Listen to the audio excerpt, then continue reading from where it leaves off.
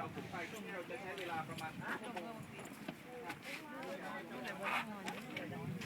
เป็นอะไรเก๋ๆเลยนะเปิดที่ไปได้เลย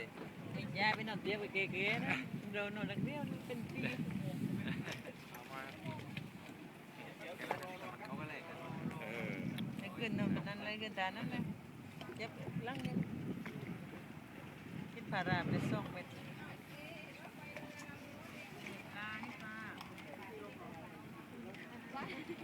ตัวใหญ่